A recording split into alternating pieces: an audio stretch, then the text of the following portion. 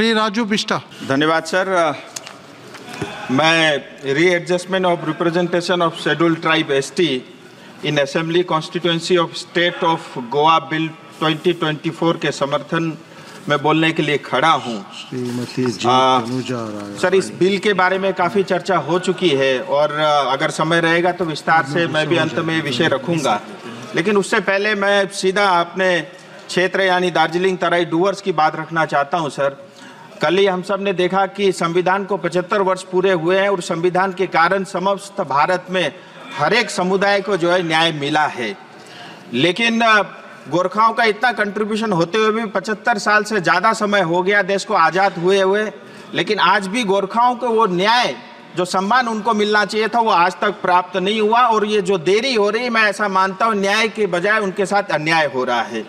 मैं थोड़ा हिस्ट्री में जाना चाहूँगा। सर, ब्रिटिश काल के अंदर में भी जो दार्जिलिंग तराई डूवर्स का क्षेत्र होता था वो अलग अलग एडमिनिस्ट्रेटिव रिजिम के तहत होता था। जैसे 61 तक नॉन रेगुलेटेड एरिया था। मैं ये इसलिए बोल रहा हूँ, ये सब ट्राइबल एरिया में ही लागू होता था और 61 से लेकर के 70 तक 1861 टू 70 ये सेमी रेगुलेटेड एरिया था। फिर 1870 से 74 तक नॉन रेगुलेटेड एरिया हुआ। फिर 1874 से 1990 तक शेड्यूल डिस्ट्रिक्ट हुआ। फिर 1990 से 1935 तक ये बैकवर्ड ट्रैक रहा और 1935 से लेके 47 तक ये पार्शली एक्सक्लूडेड एरिया रहा। इस तरह से अलग अलग एडमिनिस्ट्रेटिव सेटअप के अंतर्गत दार्जिलिंग तराई डूवर्स का क्षेत्र रहा। ये सारे स्टेटस ट्राइबल जहाँ बसते थे उन्हीं को मिलता था।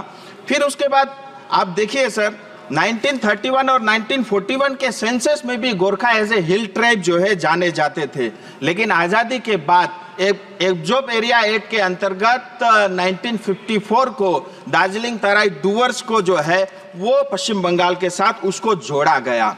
और उसके बाद धीरे धीरे जैसे अलग अलग 18 सब ट्राइब होते थे, उसमें से जो है 7 अलग अलग सब ट्राइब जिसमें शेरपा, भूटिया, लेपचा, धुपका, योल्मो, तामांग और लिंबू को एसटी का दर्ज प्राप्त हुआ। लेकिन आज भी 11 उपजातियां गुरुंग, भुजेल, मगर, नेवार, जोगी, खास, राई, सुनवार, थामी, याखा, धीमाल अभी भी छूटे हुए हैं। और फिर मैं एक बात आपको कहना चाहूँगा सर, यहाँ हमारे यहाँ डेमोग्राफी बहुत तेज़ी से चेंज हो रहा है। इलीगल जो है बांग्लादेशी आते हैं, रोहिंग्या आने के कारण हमारा जंगल, हमारा पहाड़ और हमारी संस्कृति और यहाँ तक कि हमारी वेशभूषाओं के ऊपर में भी इसका असर पड़ा है और इसके कारण जो है अनेक कुरीतियां जो है समाज के अंदर में देखी जा रही है। आरजीआई ने भी 2-3 टिप्पणी की उनके पत्राचार में। मैं आपके माध्यम से आरजीआई और सरकार से भी पूछना चाहता हूं। आरजीआई कई बार ये कहता है कि नेपाल और भारत का इंडो नेपाल फ्रेंडशिप ट्रीटी है जिसके अंतर्गत रेसिप्रोकल है, यहाँ भी आ सकते हैं, वहाँ भी जा सकते हैं। मेरा आरजीआई से सीधा सवाल है, 2 देशों की ये आपस में संबंध है, फ्रेंडशिप है, लेकिन उसका खामियाजा हमारी जनता क्यों भुगते, ये सरकार को देखना चाहिए। दूसरा, कई बार उनकी ये भी टिप्पणी रहती है कि अगर आपको एसटी का दर्जा दे देंगे गोरखाओं को तो इन्फ्लक्स हो जाएगा। मैं पूछना चाहता हूं सरकार से भी, आरजीआई से भी, जैसे आपने 2001 में लिंबू तामांग को जो है एसटी का दर्जा दिया अटल जी के समय में, 2001 से लेकर के 2024 तक आप जरा आंकड़ा बता दीजिए कि कितना इन्फ्लक्स नेपाल से भारत की ओर हुआ है। हमारी ये मांग संवैधानिक मांग है, बॉर्डर को ठीक करना ये बीएसएफ और सरकार का काम है। मैं चाहता हूं इसमें और देरी न हो। और इतना ही नहीं, सिक्किम स्टेट ने 2021 के अंदर में असेंबली में इसका बिल पारित किया। 2014 में पश्चिम बंगाल सरकार ने भी इसको इंक्लूड करने के लिए जो है एक प्रस्ताव पारित करके भारत सरकार को भेजा है। मोदी जी के नेतृत्व में 3 अलग अलग कमिटियां इसके अंदर इसको एसटी का दर्जा देने के लिए गठित हुई है और उसमें भी जो उनकी टिप्पणियां हैं वो भी इस चीज़ को सपोर्ट करती है। मैं चाहता हूं इसके अंदर में और अधिक देरी नहीं हो और जो अधिकार गोरखाओं का है, जो हर साल हर दिन देश के लिए मरता है, जिसके कारण हमारा बॉर्डर सेफ है, जिसके कारण नॉर्थ ईस्ट का बहुत बड़ा इलाका सेफ है, मैं चाहता हूं उनके साथ अन्याय नहीं हो, उनका कंट्रीब्यूशन को देखते हुए।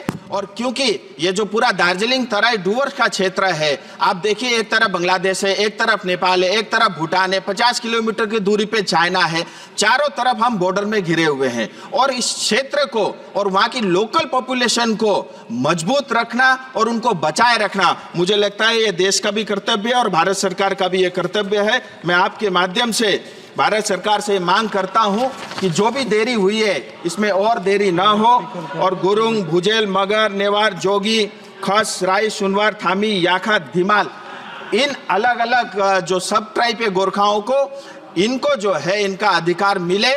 और इसमें सिक्किम सरकार ने भी बढ़ चढ़कर हिस्सा लिया है। उन्होंने तो पूरा असेंबली में इस चीज़ को पारित करके भेजा है, ये अधिकार उनको मिले। और आपने मुझे बोलने का समय दिया, इसके लिए मैं आपका बहुत बहुत आभारी हूँ। धन्यवाद।